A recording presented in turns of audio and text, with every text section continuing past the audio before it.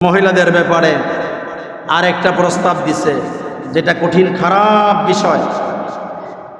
যৌন কর্মীদের শ্রমিক হিসাবে মর্যাদা ইসলাম কি বলে? ওয়ালা তাকরাবুজ জিনা ইন্নাহু কানা ফাহিশা ওয়া সাআ সাবিলা। কোরআন বলে খবরদার তোমরা জিনার ধারে কাছেও যেও না, বেবিচার ফাহেশা কাজের ধারে কাছেও যেও না। নিশ্চয় এটা অশ্লীল কাজ এবং নিকৃষ্ট পথ। ওয়া সাআ সাবিলা, এই পথ বড় খারাপ, এই পথ ভালো না। নবী আলাইহিস সালাম বলেন লাআনাল্লাহুজ জানিয়া ওয়াজ জানিয়া আও কামা ক্বালা আলাইহিস সালাতু ওয়াস সালাম। আল্লাহর হাবিব বলেন জানি আর জানিয়া, যেই পুরুষ জিনা করে, যেই মহিলা জিনা করে, অপকর্ম করে, আল্লাহ পুরুষ মহিলা উভয়ের উপর লাআনত নাযিল করে। চিৎকার করে বলি নাউযুবিল্লাহ। তাহলে কোরআন এবং হাদিস তো বলে যৌন কর্ম এটা খারাপ, এটা হারাম, এটা অবৈধ, এটা কোন সূরতে বৈধ না। কোন সূরতে যৌন কর্ম এটা বৈধ না, বৈধ না, জায়েজ নাই, নাজায়েজ। কুরআনুল কারীমের মধ্যে আল্লাহ পাক বলছিলেন আয-যানিয়াতু ওয়াজ-যানি ফাজলিদু কুল্লা ওয়াহিদিম মিনহুমা মিআতা জালদা।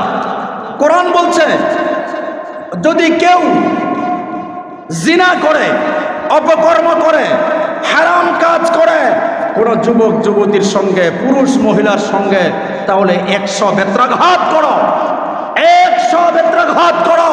এটা কোরআনুল কারীমের আয়াত, আল্লাহর আইন। আল্লাহ বলে 100 বেত্রাঘাত করো, আল্লাহ বলে বেত্রাঘাত করো।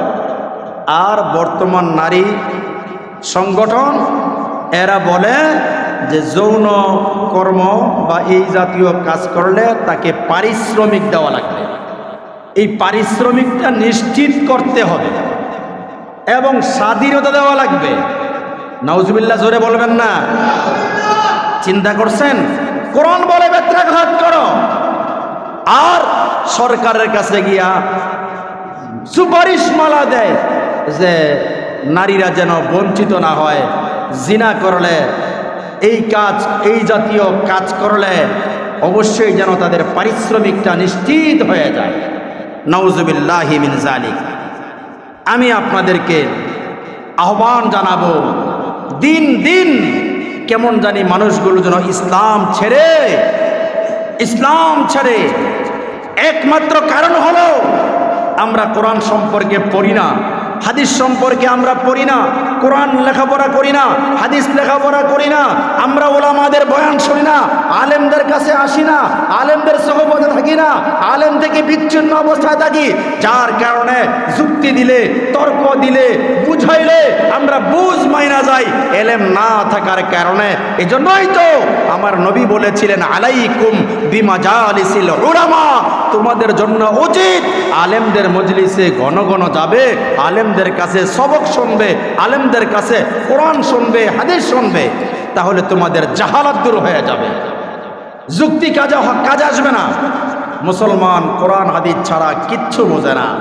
সুতরাং আমরা কোরআনে বিশ্বাসী, আমরা হাদিসে বিশ্বাসী।